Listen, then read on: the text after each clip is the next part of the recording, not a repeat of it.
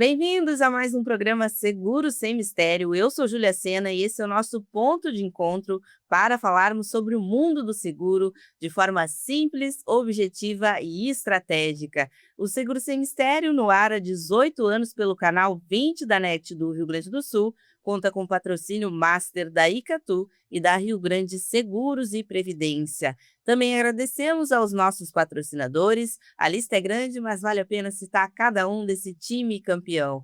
A Aplicap, Aspecir, Grupo Bradesco Seguros, Capemisa, Delta Global, Evolui, GBUX, Gente Seguradora, Grupo Fetra, Grupo MBM, HDI, Livônios, MAG, Mafre, Panceira Corretora de Seguros, Rep Seguros, Sabem, Sancor, União Seguradora, ViaCap, Verbim, Vitalhelp, Zurich e Yellow. E hoje o nosso programa está mais do que especial, pois estamos recebendo os representantes de um dos escritórios mais tradicionais e respeitados do país no campo do direito securitário. Estamos falando da Grifólio Viana Advogados Associados, que com 34 anos de história é um escritório que se destaca pela atuação ética, técnica e comprometida com resultados, oferecendo soluções jurídicas de alta performance para seguradoras, corretores e o mercado de seguros aí como um todo. Estão conosco hoje a fundadora e sócia-diretora, doutora Laura Grifólio Viana, o doutor Marcelo Camargo e o José Pedro, que trazem a força da experiência, a excelência técnica e o olhar inovador para o futuro da advocacia no setor de seguros. Sejam muito bem-vindos, doutora Laura, que estava prometida, veio embelezar aqui hoje. Muito prazer em estar aqui, muito obrigada pelo convite. Doutor Marcelo, um prazer, hoje vamos ter bastante coisa para falar. Prazer estar aqui, Júlia, obrigado pelo convite, vamos falar bastante sobre seguro, sim. E diretamente de Campinas, meu amigo Zé Pedro também aqui com a gente. Salve, salve. Vamos começar então, doutora, contigo. Nos conta um pouco dessa maravilhosa história de 34 anos do escritório, mas além disso, a tua história de como começou no mercado de seguros. Pois não, vai ser um prazer relembrar esse início. O início foi num escritório de advocacia particular meu, com dois colegas, né, de faculdade de Direito, após o término de uma faculdade anterior que eu tinha feito de jornalismo, e quando eu fiz o Direito eu me encontrei e vi que esse era o meu canal, né, era onde eu me sentia realizada de trabalhar e motivada a trabalhar. E então abrimos um pequeno escritório e trabalhamos ali por um tempo, num âmbito geral assim do direito, em todos os setores, né, civil, trabalhista, criminal, mas aí eu me dei conta que não, né, vamos seguir pelo lado do direito civil, e tive uma sorte de ter sido convidada pelo doutor Voltaire Marese, lá da Previdência do Sul, para integrar internamente o corpo jurídico dessa companhia, que hoje é a CNP, né? Inclusive ela mudou o nome, ela foi vendida várias vezes, hoje é a CNP.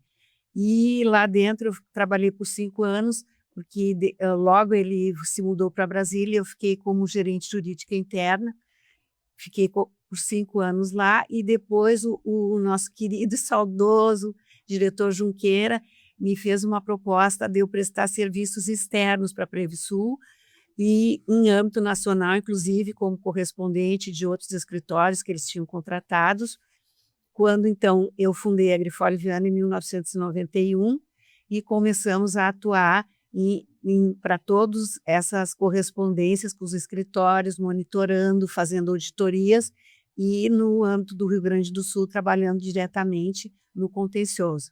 E depois disso, como teve um resultado muito favorável, eles resolveram passar toda a parte do contencioso de norte a sul do Brasil para a Grifólio Viana, e aí nós ficamos fazendo o contrário.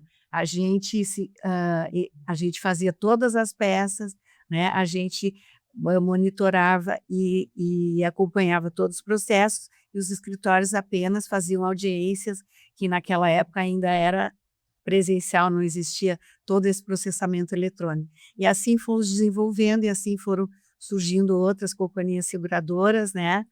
Que nós tivemos sempre assim uma continuidade e um tempo de atendimento muito longo, e sempre tivemos um resultado excelente, continuamos até hoje buscando esse aprimoramento e esse olhar bem cuidadoso para que haja uma satisfação e haja também um resultado muito positivo para os nossos clientes. Olha aí que legal, doutora. Eu adoro essa história, primeiro porque a doutora é minha colega, jornalista também, então eu adoro essa história. Mas uma curiosidade, doutora, existem aí semelhanças entre o jornalismo e o direito? Olha, a semelhança que eu vejo maior é com relação a que a pessoa que opta por qualquer um dessas 2 profissões gosta de leitura, de escrita, né, mas a diferença maior é que o direito é bem mais formal, né, é uma coisa mais formal e que exige, assim, uma coisa diferente do que o jornalismo, que é aquele conhecimento das leis. E o jornalismo, de toda forma, também, porque para tu te aperfeiçoares cada vez mais hoje, né, no mundo é como tu, tem que ter um conhecimento muito profundo também da área em que tu vais perguntar, questionar, fazer os programas, porque senão tu não tem como chegar e, vamos dizer, alcançar o público que vai te ouvir. Mas, de qualquer sorte, tem essa similitude do gosto por escrever. Olha aí que legal. E de ler, né, doutora? A gente De lê ler. bastante para poder conversar. Não tem como.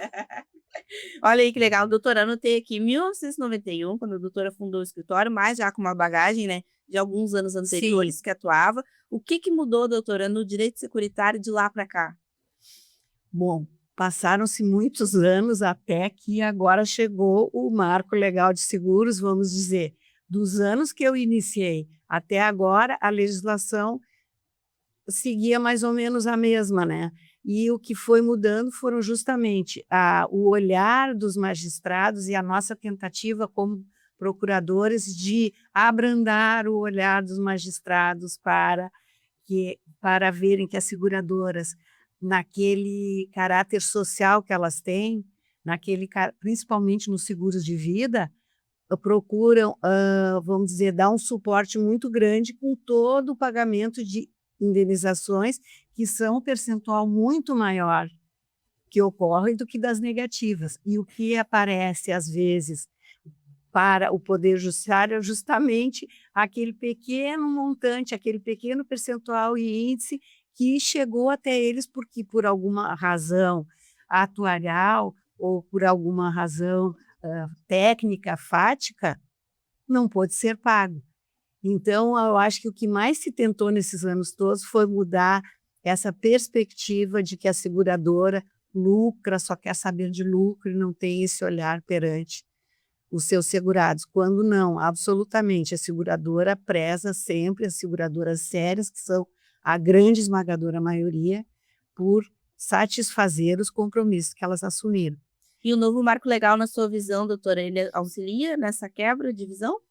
Eu acho que sim, e vejo que, a par do Código do Consumidor, que já reforçou toda essa ideia, né, e já reforçou também, vamos dizer, as exigências perante as seguradoras com os seus segurados, o marco legal trouxe maiores ainda imposições e as seguradoras terão, assim, junto com os normativos da SUSEP, que ainda não apareceram, que se adaptar e junto com os corretores também, que terão de explicar para os seus segurados todas as novas vantagens que eu vejo que eles têm em questão de celeridade, né?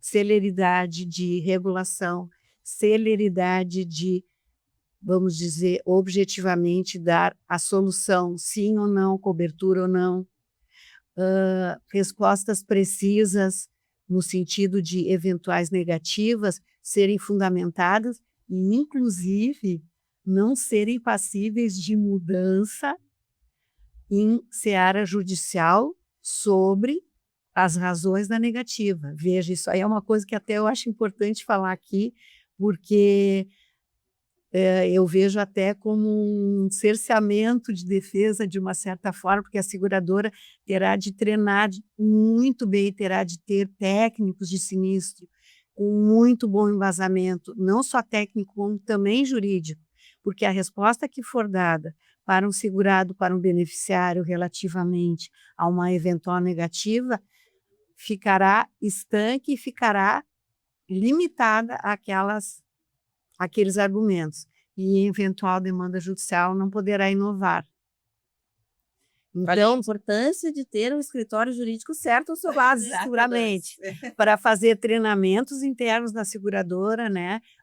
Porque existe, afora este tópico, existem muitos outros, regulação com prazo de 30 dias, regulação nos seguros automóvel, também prazo de 30 dias com uma única suspensão. Então, essa lei trouxe, vamos dizer, afunilou para as seguradoras vamos dizer, ela não elasteceu, ela afunilou o desempenho delas perante os segurados e beneficiários. Olha aí que legal. Primeiros 10 minutos do programa aqui, doutora Marcela, e a doutora Aula já deu uma aula para a gente aqui. Já falou sobre a origem dela e agora já nos pincelou também uma aula. Mas nos conta, doutora, eu fico curiosa. O doutor, claro, tem menos idade, né? Mas também já é muito tradicional nesse mercado. Comenta pra gente como é que tu caiu no direito securitário. Então, eu já atuava no civil, né, matéria civil, me formei cedo, de certa forma, me formei em 1999, acho que com 22, 23 anos, e já sempre quis advogar, nunca quis fazer concurso, então já estava definido a área que eu, né, pelo menos a profissão que eu teria, né, então comecei a advogar na área civil, sempre gostei, área empresarial. E isso foi até 2007, se eu não me engano. Em 2007 entrei para o direito securitário, um escritório especializado em seguro, né, comecei a atuar até, entendia muito pouco de seguro, assim, parecia um contrato como qualquer outro, né, e é a primeira visão que a gente tem, e isso eu já era o quê? Quase 10 anos de formado, né, e então, mas aos poucos fui percebendo, eu fui me apaixonando pelo seguro, né, pelo direito de seguro, pela matéria anti-seguro. É um escritório de contencioso, né? Então, eu sempre gostei de processo civil também, da atuação judicial, né? E o seguro no contencioso, acho que fechou todas, assim, com o meu perfil, né? De ser cuidadoso, de ser atento, assim, de pegar os detalhes das coisas, né? E o seguro é uma matéria específica também. Eu sempre gostei de matérias específicas, né? Eu não imaginava, assim, uma atuação genérica, né? E o seguro era isso, e me chamou muita atenção até a beleza que é o seguro, né? De certa forma, porque é um negócio coletivo, né? Todo mundo paga um pouquinho para ter, na necessidade, um apoio, né, da seguradora, né? Que na verdade é só quem administra o fundo mutual, né? Então, todo mundo colabora um pouco para, no final, se alguém tem algum sinistro, poder ter pelo menos uma parte do dano reposto ou de alguma forma aquilo que foi atingido no sinistro reposto, se for um seguro de pessoas, pelo menos amenizar a situação. E a gente viu isso na Covid, a gente viu isso agora nas enchentes do ano passado. Então, assim, já tinha me apaixonado lá atrás pelo seguro por causa disso. Acho que porque é um negócio coletivo, é interessante. E sempre foi o desafio, isso que a doutora Laura falou, assim, né? Sempre me chamou a atenção, principalmente no início, o quanto as pessoas conhecem pouco, assim, sobre a importância, né, de preservar a mutualidade.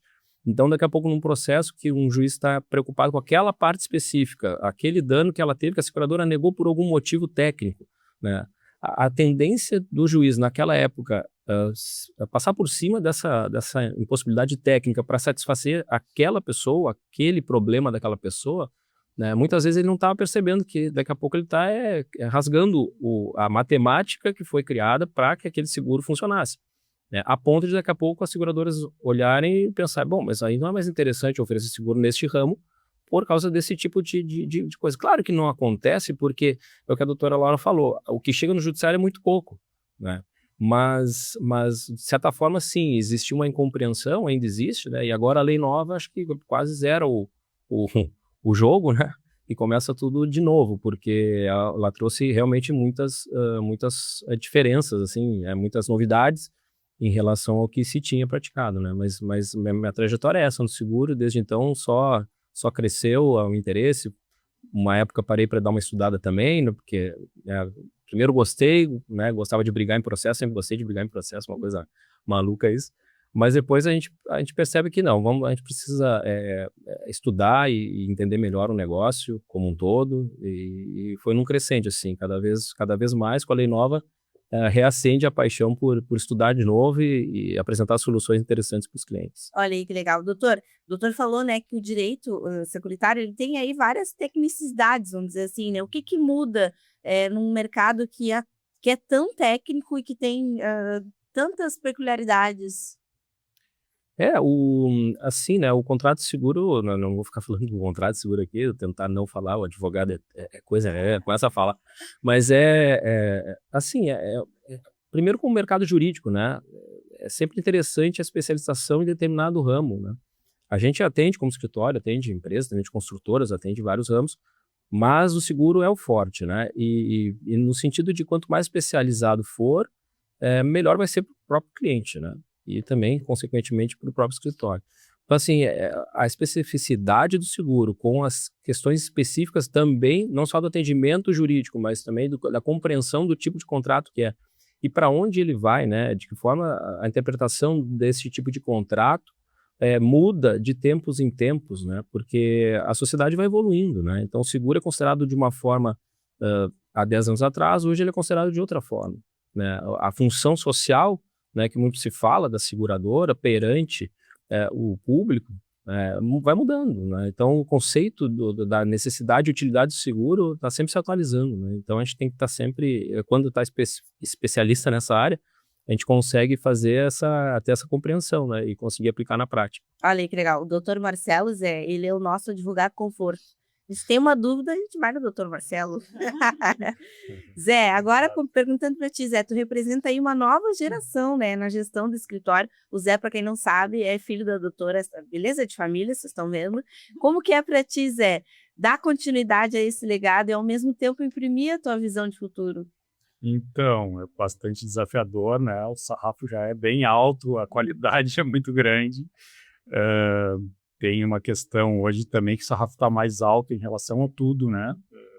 Um exemplo até que a minha mãe usa em relação à criação de filhos, que todos nós aqui somos pais, como há um tempo atrás a gente não tinha tantas informações sobre o que é certo e o que é errado para criar uma criança, e hoje a gente tem muita coisa de como o que dá, como falar, qual é a alimentação. Então, a mesma coisa em todos os ramos, eu acho, né? Então, um escritório de advocacia, um tempo atrás, tinha bons advogados, né? E tinha uma boa qualidade jurídica, isso era suficiente para ser procurado, para que as empresas se interessassem né, pelo nosso escritório.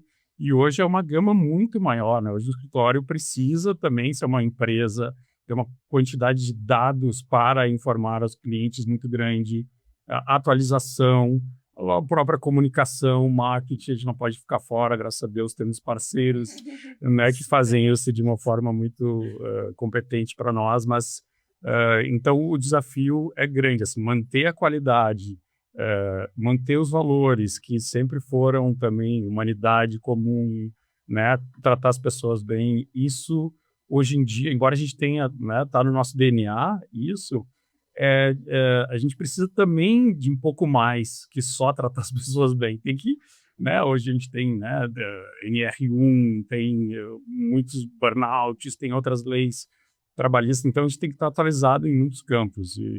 Mas isso também, esses desafios são bacanas, né, é legal, a gente desenvolve, cresce junto. E a gestão de pessoas, né, Zé, é importante aí em qualquer empresa. A gente vê que a Agrifole tem uma cultura muito legal, que as pessoas, elas vestem a camisa realmente. Com certeza. Aí manter isso é uma das coisas que eu mais gosto de fazer, né, de trazer as pessoas para a gente. E isso também vem desse exemplo aí, dessa mãe maravilhosa aí. Mãe de todos nós. Mãe de todos nós, essa mãe canceriana, né, que sempre tratou todo mundo com muito carinho. Então a Agrifole tem esse senso de familiaridade, de conexão. Esperamos que continue assim, né? Espero que eu consiga ajudar nesse sentido sempre. Olha aí que legal. Com certeza estão conseguindo. Doutora, a doutora e o doutor Marcelo falaram uma coisa que eu anotei aqui, que é a advocacia de resultados, né? O escritório, ele tem essa proposta muito voltada aí com 5 eixos. Vou pedir para vocês nos explicarem isso. E também como funciona na prática e qual que é o impacto para as seguradoras parceiras. Essa resposta. Eu jogo a bola para vocês. A gente... o mercado sempre mudou, né? O que o José Pedro falou, né? As seguradoras que são grandes empresas, né? Elas trabalham cada vez mais com dados, já há bastante tempo, né? E não pode ser diferente o prestador de serviço, né? Que atende seguradora nesta área. Então, para ajustar né, a atuação ao que as seguradoras pedem, a gente há muito tempo estabeleceu métricas e controle de dados e controladoria jurídica, hoje Legal Ops, né, é o termo que se utiliza, para ter esses números, para atender os padrões que uma atuação jurídica massificada, né, de processos exige. Né? Então, a gente é um escritório que trabalha bastante contencioso, sempre foi, né? E o contencioso é o processo. Quanto tempo dura um processo? É importante para a seguradora que ele não dure mais do que o necessário, né? Às vezes também o cliente pede uma campanha de acordo, né? Então a gente tem que ter ali quais são os casos que são aptos para acordo, dependendo da matéria, dependendo da região. Como a gente atua Brasil todo, né, tem casos que para acordo o dano moral, por exemplo, comporta um tipo de valor num determinado estado do Brasil, e em outro estado comporta outro. Quais são as métricas para a gente ter um bom acordo na Bahia e para ter também um bom acordo no Rio Grande do Sul? Né? Então, quais são os casos que são indicados para isso? Quais são as fases processuais? Tem uma série de números aí que a gente estabeleceu assim como um espelho em relação ao que a seguradora efetivamente considera e o que é lucrativo para ela, afinal de contas. Né? É uma empresa que, apesar de ser um negócio mutual, ela tem que ter lucro, né? E previsibilidade principalmente. Né? Então, a previsibilidade entra um dos eixos que é a precificar corretamente o processo, né? Saber qual é a probabilidade dele ser ganho ou perdido, né? E qual é o custo que ele geraria, inclusive no tempo, né? Então, num período aí, por exemplo, Selic a 15%, é muito importante que a seguradora tenha em mente, e o escritório, consequentemente, quanto custa daqui a pouco indicar um caso para recurso, né, com a chance de êxito baixa, né, e quanto isso vai onerar uma condenação. Né? Então, tem uma série de números assim vamos que são... dizer, a questão provisionamento técnico, né, que as empresas exigem que se faça já no início do processo, para saber de quanto elas têm que dispor, quanto elas têm que deixar como reserva técnica, né?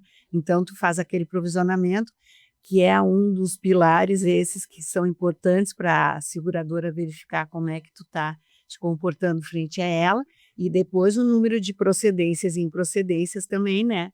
Que quando contencioso as seguradoras como ré, o número de improcedências, ou seja, né, que se conseguiu demonstrar no judiciário que a negativa teve um bom fundamento. Então, é esse provisionamento, é essa análise técnica, né, de quanto eles têm que manter como reserva, esse aging também, foi que o doutor Marcelo falou, né, de quanto tempo, porque há um tempo atrás, isso até na pergunta anterior eu não tinha me lembrado, havia um outro tipo de visão que a gente seguia com os processos até o Superior Tribunal para conseguir um eventual ganho, e agora as empresas não têm mais essa visão, elas querem que o processo seja célere, termine para não computar juros e correção e cada vez ser mais oneroso para a seguradora. Então, por isso as campanhas de acordo, né? E por isso esse cômputo do aging ser tão valioso para a análise da eficiência e eficácia do escritório como prestador de serviço. Né? E, doutora, a seguradora que está nos assistindo, nos escutando e não está fazendo campanha de acordo, está perdendo dinheiro. Tá. Ainda mais no momento atual, né? É uma coisa que a gente vê que sempre dá resultado, né? Maior ou menor conforme o momento, mas vale a pena investir nisso, porque o dinheiro na mão é o dinheiro que vale, né? Não é aquela expectativa e que fica aquela discussão longa e que, por mais que exista um entendimento já sedimentado por um lado e por outro, nunca se sabe. Pode haver até a substituição de um desembargador na última hora, daqui a pouco não foi um 2-1, tem mais um recurso. Então, vale a pena. E o consumidor final que está nos assistindo, nos escutando, não nos leve a mal. Quando a gente fala que está perdendo dinheiro, esse dinheiro ele volta, doutor, para o mutualismo, né? E não é um dinheiro que vai lá para o lucro da seguradora. Obviamente, as seguradoras são entidades fechadas que visam lucro, elas precisam também ter os seus lucros, mas isso volta ali para o ecossistema, enfim. Então não é como se estivesse tirando dinheiro de uma carteira do consumidor final para outro, né, Zé? Vamos deixar isso aqui claro. Uhum. E, gente, chegamos ao fim do nosso primeiro bloco aqui do Seguro Sem Mistério, mas viu como passa rápido, doutora? Eu falei que nós ia precisar fazer uns 3 desse aqui para a gente poder, né, beber toda a sabedoria, como dizia meu pai aqui, de vocês que estão aqui conosco no Seguro Sem Mistério hoje. Advogados associados. Está comigo aqui a doutora Laura Grifoli Viana. Ela tentou fugir, a gente não deixou. A gente não deixou, doutora, fica aqui que a gente tem mais para falar. O nosso expert, nosso advogado conforto, doutor Marcelo Camargo, e também nosso amigo Zé Pedro. Doutora Laura, uma curiosidade que eu fiquei no nosso primeiro bloco é, preciso perguntar isso para a doutora ou para o doutor Marcelo, né? Jogo a bola aqui para vocês. Qual que é o tipo de demanda judicial que vocês mais recebem lá no escritório? A gente atua principalmente no seguro de pessoas, mas também no seguro automóvel, né? Seguro auto, RCF, seguro prestamista também. No contencioso, temos um volume bem grande nessas áreas, né? Seguro de pessoas, o acidente pessoal, existem muitas demandas relativas àquelas indenizações totais ou parciais, que as pessoas têm uma ideia, muitas vezes, de que tem um limite, né, de capital segurado, e elas entendem que, seja lá o que for que acontecer, desde a perda de um dedo ou de uma falange, elas vão receber aquele capital integral, e não é assim. E isso é uma das coisas que denotam a importância do trabalho, por exemplo, de um corretor de seguros, ao fazer a venda dos seguros, de conseguir aclarar bem aos aderentes, né, da apólice, bem como a essa redação dos clausulados das apólices e a entrega dessas apólices aos proponentes, para que eles entendam o que estão contratando, né? Então, por exemplo, esse tipo de demanda é muito comum, seguros também prestamistas e seguros de vida, né? Que quando o seguro de vida, a indenização não tem percentual, ela é total, né? No falecimento, no caso de seguro prestamista também, mas tem outros tipos de indenizações como essas, também em seguro hospitalar, de diárias de hospital, e tudo isso necessita de uma comprovação de prazo, de tempo, e às vezes a pessoa tem introjetado de que ela vai receber o máximo daqueles dias possíveis. Ah, não, mas eu contratei para receber 30 dias, mas tu ficaste 5. É uma coisa que parece muito clara e muito simples, mas muitas vezes não é, e se entra nesse tipo de discussão. Então, no contencioso tem coisas assim que parecem até de uma certa forma banal, mas que os próprios advogados que entram com a demanda não conseguiram entender. Prazos carenciais também em seguros de acidentes pessoais ou prazos progressivos de aumento de capital segurado, que com 1 ano vai ter um valor X, 2 anos, Y, e vai aumentando gradativamente, né, o valor da indenização. Tudo isso são coisas que ensejam ações judiciais.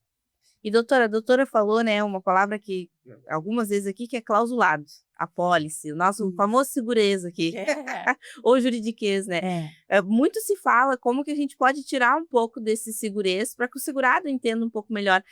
Sob o ponto de vista jurídico, tem como na prática isso acontecer? Eu acho que tem como, já está acontecendo isso, mas justamente aí vem a importância na hora da venda do seguro também. E é isso que os seguros, a venda de seguros digitais também pode comprometer um pouco esse entendimento que cada vez é mais necessário para obstaculizar depois possíveis demandas judiciais, né? Mas, de qualquer sorte, logicamente, a cobertura é o valor.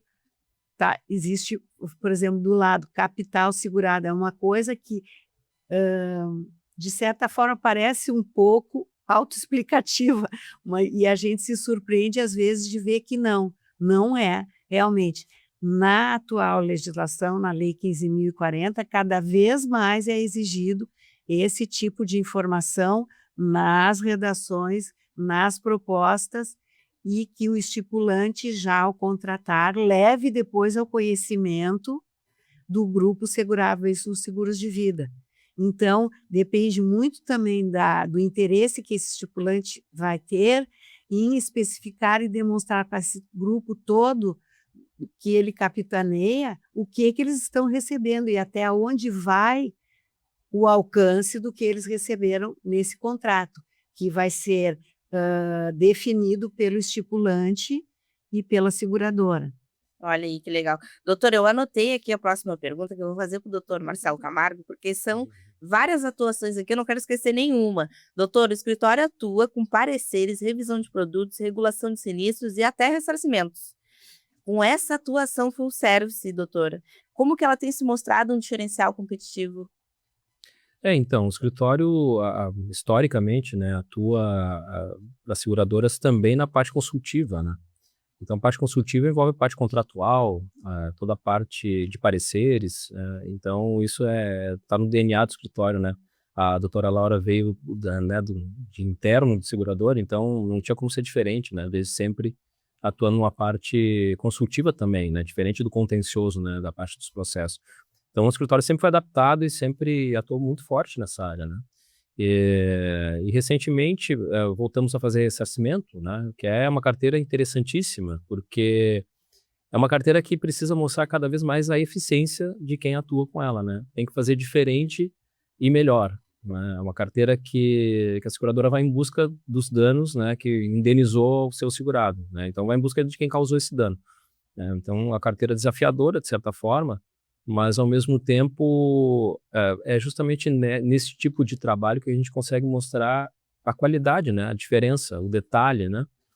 E isso é uma percepção nossa. As seguradoras têm percebido também que precisa uma atuação mais específica. E a paralelo a isso, o uso de tecnologia, né? Senão praticamente não funciona, pelo menos não funciona como deveria funcionar, né? Então a gente tem percebido um movimento muito forte, e o escritório tem feito, né, já há algum tempo, né, a utilização de bastante tecnologia, automações, e mais recentemente a utilização de IA generativa mesmo, para fazer um atendimento.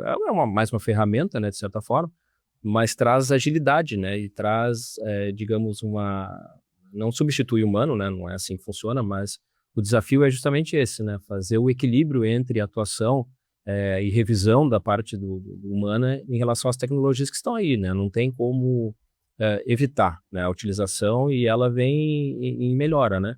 A gente tem números ali de utilização de IA de assertividade em torno de 96%, né, em relação ao que se propõe fazer, né? Fora a quantidade, a capacidade de escala, né, em relação à utilização. Então, daqui a pouco, uma negociação que um humano pode fazer, a IA pode fazer 1000 negociações ao mesmo tempo, né? Isso numa carteira de ressarcimento, né, que depende muito da recuperação administrativa dos valores, ou seja, sem precisar da ação judicial, né, tem muita tratativa de acordo, né? Uma ferramenta como essa é extremamente poderosa, né? Então, é bem interessante, assim, o desafio é fazer esse equilíbrio, né? Mas a tecnologia está aí, a gente tem que utilizar, e tem sido surpreendente, assim, os resultados que a gente tem obtido. Doutor Marcelo César Salti, inclusive cliente da Agrifole Viana, né, presidente da Rio Grande Seguros Previdência e vice-presidente da Ecatu, ele fala muito que a inteligência artificial, ela deixa, né, o ser humano expandido. Então, seria o advogado securitário expandido? Exatamente. Ela dá um auxílio, né, mas e é incrível, né, de 3 meses para cá, o que se tem disponível no mercado muda bastante, né? Então, assim, há 6 meses, vamos dizer, a IA que a gente utilizava era limitada para determinadas ações, né, de controle e protocolos, de petições, enfim, controle de intimações. Hoje em dia, a gente está vendo um aumento exponencial, né, das possibilidades do desenvolvimento também, né? Então, a gente atua não só no mercado do que já tem pronto, a gente desenvolve também, né? E aí acho que é a grande questão, né? O quanto um desenvolvimento de uma IA específica para aquela nossa atuação, específica para o que o cliente está precisando, e isso acontece muito no ressarcimento, o quanto aquilo traz de vantagem, né? Então, sim, o humano tem que estar sempre presente, né? Inclusive no desenvolvimento dela e no aprimoramento, né? Afinal de contas, ela é generativa, então ela vai aprendendo com o tempo, quanto mais aprende, melhor fica. Olha aí, inteligência artificial é um caminho sem volta, né, Zé? E também para o direito securitário não é diferente. Mas, Zé, eu queria te perguntar como que a gestão, por outro lado, né, ela precisa se preparar também para dar suporte ao jurídico e aos clientes do escritório. Então, eu sou muito fã da comunicação. Eu acho que quanto mais a equipe interna se comunica, mais claro ficam, né, os objetivos para onde está indo. Então, eu gosto bastante de, às vezes, como administrativo, até chamo reunião demais. E, claro que quem está no jurídico, no operacional, não gosta muito, né? Está olhando ali para o processo, mas eu acho que esse alinhamento, né, de expectativas do que está sendo feito, focar sempre nos objetivos da empresa a médio e longo prazo é fundamental. E quanto mais comunica, mais a gente percebe, às vezes, né, falhas nessa. Daqui a pouco um está pensando uma coisa, outro está pensando outra, e se não há conversa, a coisa pode, daqui a pouco, demorar um pouco mais, né, ser um pouco menos eficiente. Então, comunicação é fundamental. Essa busca por parceiros, por exemplo, na questão da inteligência artificial, tem muita coisa no mercado, então saber quem está realmente atualizado, quem tem conhecimento no assunto, quem pode nos ajudar. E muitas coisas a inteligência artificial nos ajuda, mas se a gente não treinar ela, né, e o nosso prestador de serviço atualmente fala, é como se tu estivesse contratando um estagiário. Então, a gente contrata o estagiário e vai ensinando ele. Claro que depois que a IA aprende, ela não vai errar mais, ela vai trabalhar 24/7, ela vai nos dar um suporte, mas até chegar nesse grau de excelência com o IA, a gente precisa de muito trabalho. Isso também desmistifica um pouco aquela ideia de que a gente vai não precisar do humano ou vai demitir todo mundo. Não, porque tem esse treinamento, essa base, tem esse vazamento da IA para o humano, e isso tudo é comunicação. Então, a palavra seria essa. Olha aí, comunicação, eu sou suporte. fã também. Doutora Laura, no início do nosso programa aqui, lá no Bloco 1, a doutora falou, já deu uma aula, né, sobre o novo Marco Legal de Seguros. Mas para quem, por acaso, não assistiu o nosso programa anterior, comenta para a gente um pouquinho o que muda na prática com essa legislação e como que isso afeta o consumidor e o corretor de seguros, por outro lado. Sim, corretor de seguros é a ciência, a consciência de tudo, né?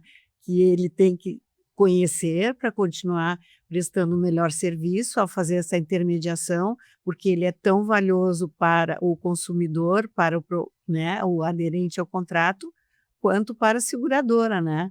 E, então, ele é o conhecimento que ele tem que ter de tudo isso, por exemplo, N aspectos que foram modificados, por exemplo, quanto à regulação de seguros, que agora tem um prazo, esse prazo exíguo que eu falei de 30 dias para o término, que existe uma possibilidade de suspensão em seguros de automóvel ou seguros até 500 salários mínimos, né? As seguros até 500 salários mínimos só podem ser suspensa a regulação desse sinistro, a regulação para as pessoas que estão vendo, que agora eu me dei conta que tem um público que não é, né, das empresas de seguro, é a análise desse sinistro, desde o sinistro do evento que ocorreu, da ocorrência que vai gerar um pagamento por parte da seguradora, né? Então, esse tempo que a seguradora tem para avaliar é delimitado a 30 dias. E se ela não der a resposta positiva ou negativa em 30 dias, ela decai. Isso aí é um termo jurídico também, ela fica implicitamente aceito e acatado que ela deva pagar. Então, isso é uma das grandes mudanças e que afeta bastante as seguradoras como um todo, né? E essa celeridade interna. Outra coisa que a seguradora, que eu acho muito importante e que tem que se criar uma consciência e um aprofundamento e uma mudança no desempenho das seguradoras internamente, é que a prescrição, que é o tempo que o segurado tem para demandar contra. Aconteceu um acidente hoje, houve um dano num membro de uma pessoa, ela tem 1 ano, ela é o segurado, 1 ano para entrar em juízo para cobrar essa indenização.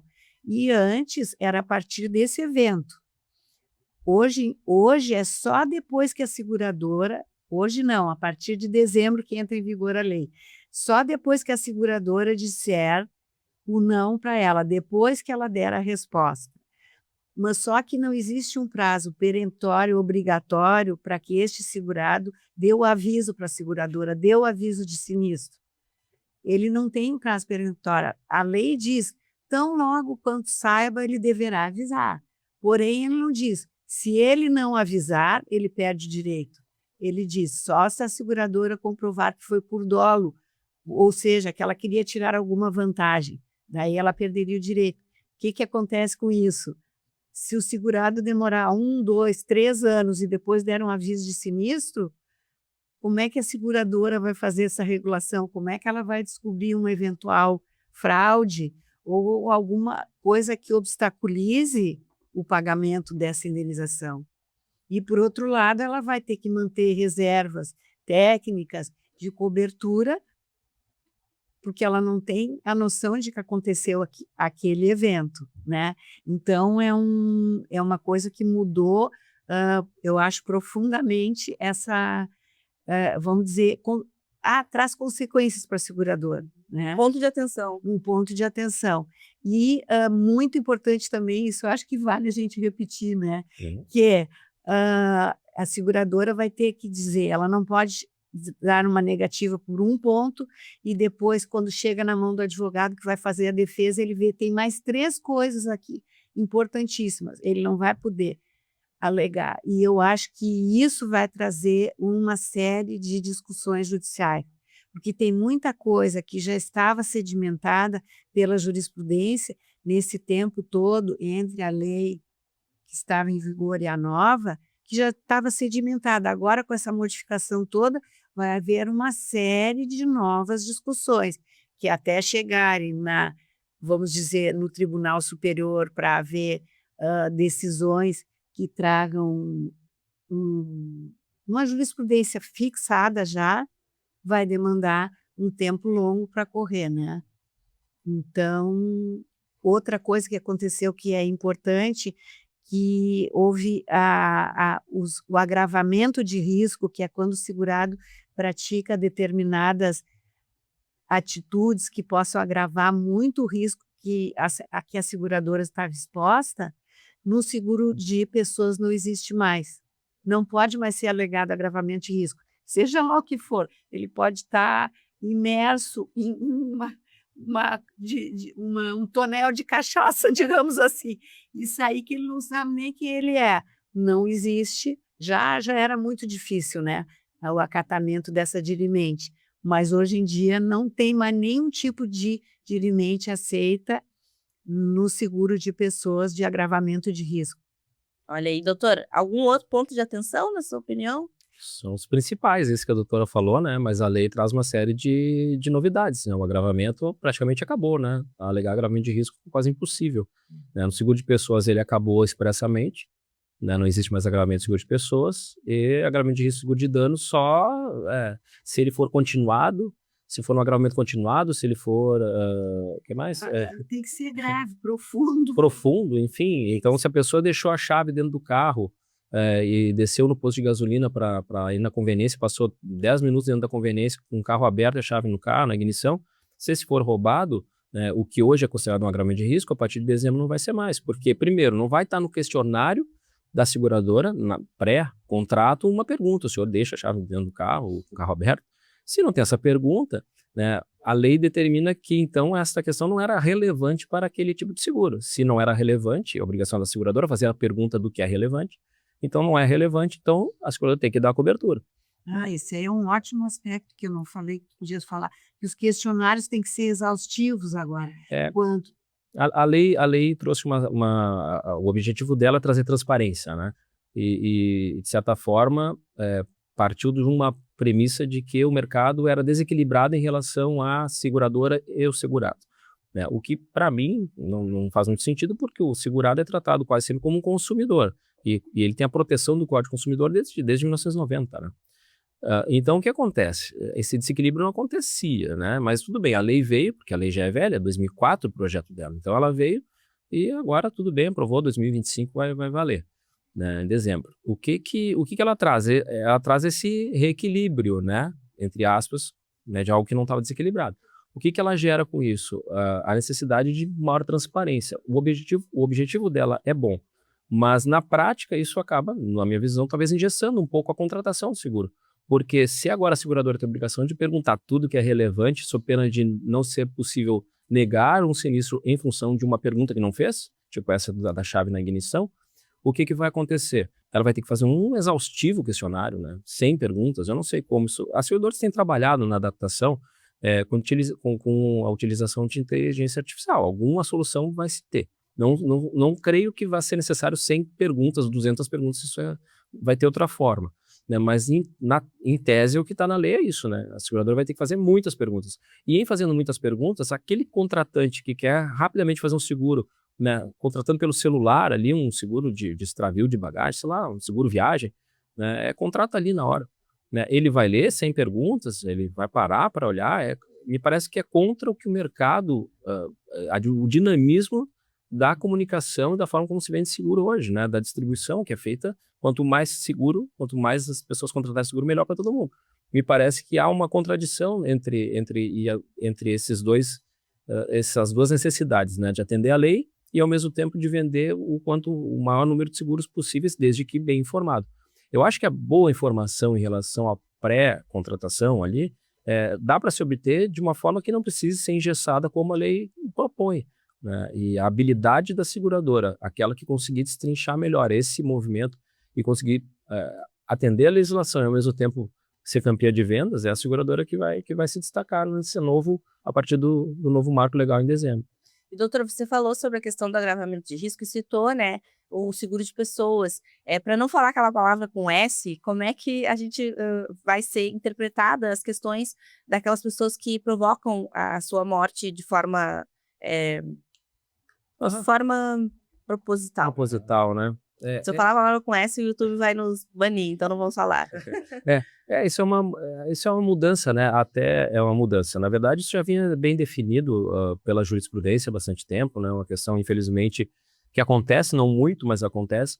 Né? A gente, por exemplo, sei lá, em um universo de muitos casos e muitos anos atuando, se for colocar em percentual os casos que a gente atendeu nesse sentido, são muito poucos, né?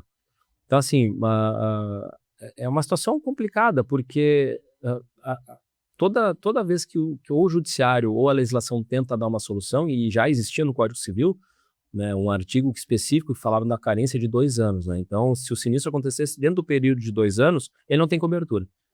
Hoje é assim, né? Pelo Código Civil é assim. E se ele acontece, esse tipo de evento, depois de 2 anos, então tem cobertura. Né? Não tinha mais o critério... como é que agora voltou? Subjetivo, proposital, involuntário, né? Que é o que a lei usa. Agora a lei voltou a utilizar o critério do involuntário, se houve o cometimento do ato de forma voluntária ou involuntária. Sim, né? Proposital ele a pessoa se Proposital propõe a sempre fazer foi. aquilo. Mas aí existiu sempre esse debate se a pessoa que comete suicídio teria a possibilidade... Um pouquinho mais para frente, doutora, aí. Teria a possibilidade de discernimento e a voluntariedade dele. Uhum, é uma situação complexa, mas a lei trouxe de volta para a mesa do juiz e da regulação de sinistro um critério subjetivo, né? O que me parece não é o ideal, mas também a solução do Código Civil de 2 anos para cá, para lá, também não era ideal. Por isso que é complexo, né? Mas ainda bem né? Ainda bem, mas infelizmente são poucos os casos que chegam a esse ponto. E é engraçado porque a gente sempre tem um debate, né? O cometimento proposital de um evento, ele não é um agravamento de risco. Né? O agravamento de risco, a pessoa talvez nem queira o resultado. O que caracteriza o agravamento de risco é o comportamento durante aquele período. Né? Então, ela agravou o risco, significa... eu pratiquei um ato, né, neste período que extrapolou o critério máximo previsto pela seguradora. Né? Então, se eu andar com um carro a 200 km por hora, por mais que eu não esteja sob efeito de álcool, excesso de velocidade a 200 km por hora, a chance de acontecer um acidente é muito maior do que a 60. Né? Então, isso é um agravamento de risco. E isso não tem relação com o ato proposital de eu ir lá e vou bater o carro de propósito porque eu quero receber o seguro, ou vou jogar o carro no rio porque eu quero fraudar o seguro. São coisas diferentes, né? Mas a lei trata da mesma forma. Isso é bem curioso. Intencional, o agravamento intencional e o não intencional. Muitas pessoas, e o judiciário também, né? Confunde o que é um ato proposital com um agravamento de risco. Olha aí, viu só? Por isso que a jornalista pergunta aqui, para poder nos esclarecer. Sim. Quando o entrevistado é bom, doutores, passa muito rápido, mas eu não posso deixar de terminar esse programa sem fazer um quadro especial com vocês, que é o De Frente com a Bancada Jurídica, onde eu vou fazer algumas perguntas rápidas e vocês respondem com poucas palavras. Vamos lá? Vamos. Zé, uma palavra que define os 34 anos da Grifole Viana. Seriedade. Doutor, um valor que nunca pode ser negociado na advocacia. Ética. Doutora, um caso que marcou a trajetória do escritório, sem nomes e sem detalhes confidenciais. Mas isso não dá para ser tão... Tá, eu vou contar uma coisa bem rapidinho. Assim, seguro de acidentes pessoais. O cara vai lá e pá, corta os dedos da mão. Antes disso, ele tinha feito 5 seguros de acidentes pessoais em 5 seguradoras. Eu vou contar aquele caso. Aí, com um valor de prêmio altíssimo, embora ele estivesse numa situação financeira bem difícil. Mas fez. Por que será? Aí depois ele está trabalhando lá na serraria e atora os dedos. Aí a Grifole Viana é demandada, a seguradora é demandada e a Grifole Viana defende a seguradora e nós ganhamos a ação de um capital segurado bem elevado. E esse cara não tinha assistência judiciária gratuita porque ele era dono da serraria. Ou alguma coisa similar. O que acontece? Nas outras seguradoras, ele consegue ganhar ação, patrocinadas por outros escritórios. E o que a Grifole Viana fez? Isso eu tenho que contar. A gente vai lá e penhora uma parte do capital segurado dele e conseguimos cobrar nossos honorários. Viu só? Olha aí. Viu? Tu viu só? Um caso interessante. Doutor Marcelo, um desafio atual do mercado segurador na visão jurídica. Se adaptar à nova lei. Zé, uma frase que representa a cultura interna da Grifole Viana. Trabalha que o resto te virá por acréscimo. Isso aí, eu só vou dizer aqui, é a frase que o meu pai, Carlos Roca Viana, disse toda a vida para mim, desde que eu me formei na faculdade. Trabalha, é perfeito, né? Doutora, um conselho para os jovens advogados que desejam atuar com seguros. Com seguros, com uma advocacia, comprometimento e resiliência. Essa eu quero saber do doutor Marcelo também, um conselho, doutor, dos mais jovens. Olha, estudar, né? Estudar, levar a sério, né? É um mercado muito interessante, muito promissor, né?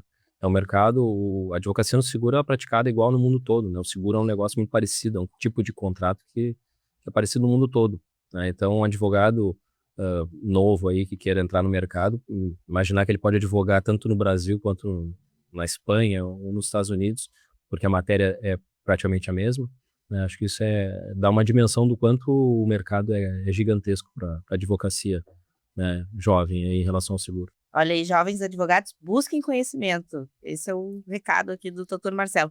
Zé, uma meta que ainda está no radar do escritório.